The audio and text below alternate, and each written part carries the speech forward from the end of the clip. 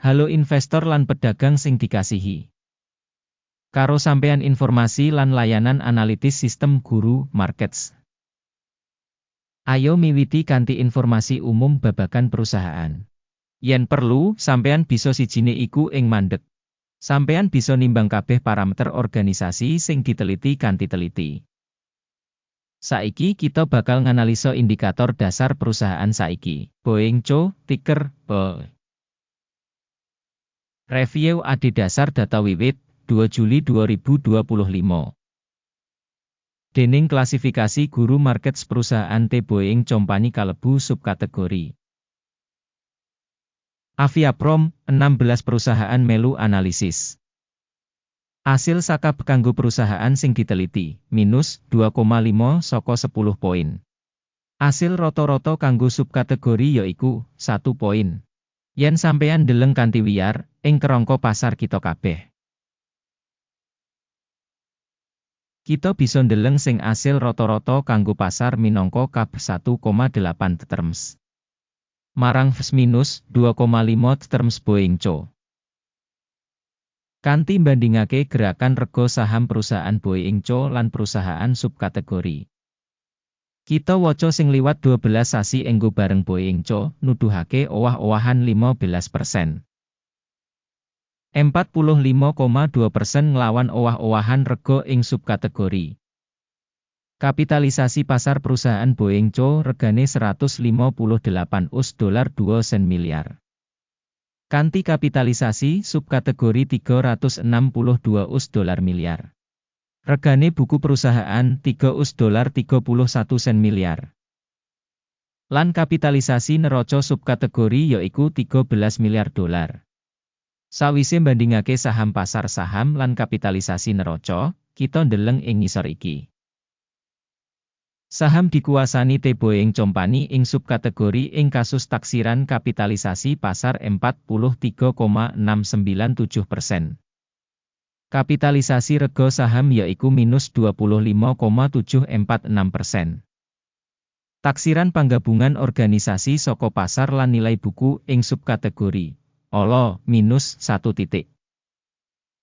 Organisasi ing analisis ora duwe utang. Asil saka kewajiban finansial perusahaan, apik banget 2 terms.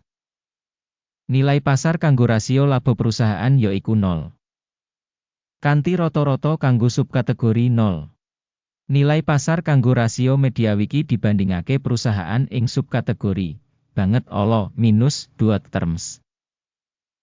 Mediawiki kanggo pungkasan 12 sasi minus 11.656 US $ mayuta-yuta. Bati digambaraken kanggo sabanjur 12 sasi samestine 3053 US $ mayuta-yuta. Evaluasi pratandha untung mangsa ngarep dibandingake karo subkategori, bisa dilewati 0 poin. Rasio rega kanggo sales perusahaan punika 2,3. Rata-rata kanggo subkategori yaiku 3,5.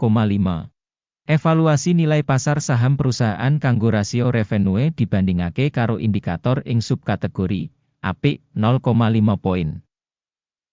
Revenue kanggo pungkasan 12 sasi ana 69.450 US $ mayuta-yuta. Revenue mangsa kanggo sabanjur 12 sasi ora dingerteni. Evaluasi indikator volume penjualan ing mangsa ngarep dibandingake karo indikator ing subkategori olo minus 1 poin.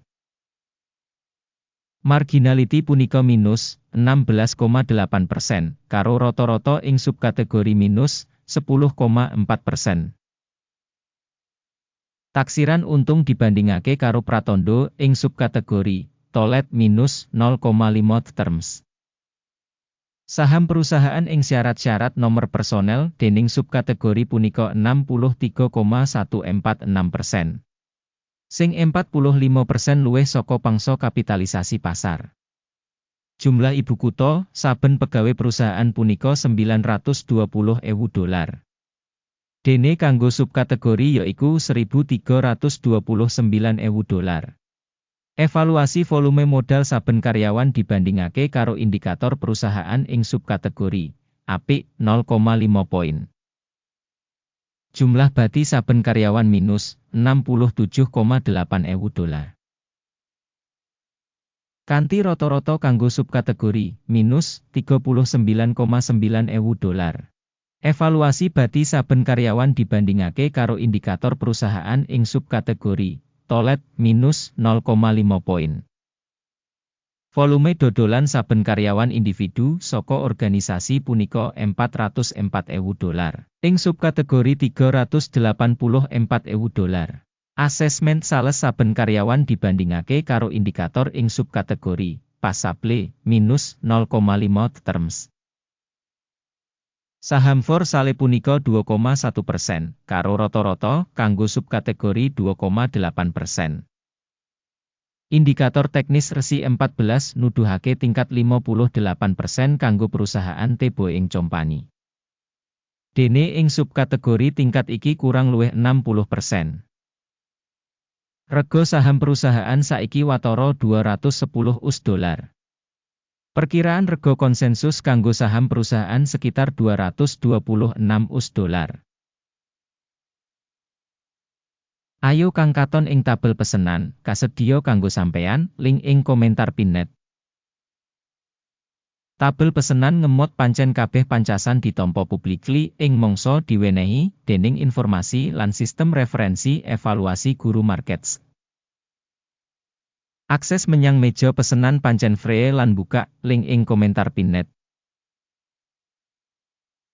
Minangka asil saka analisis saham The Boeing Company. Sistem informasi lan referensi penilaian Guru Markets kaputusan ing ngisor iki digawe. Ojo buka pesenan, amarga video iki minangka review. Matur nuwun kanthi sanget kanggo nonton video iki lan gunakake sistem bantuan Guru Markets.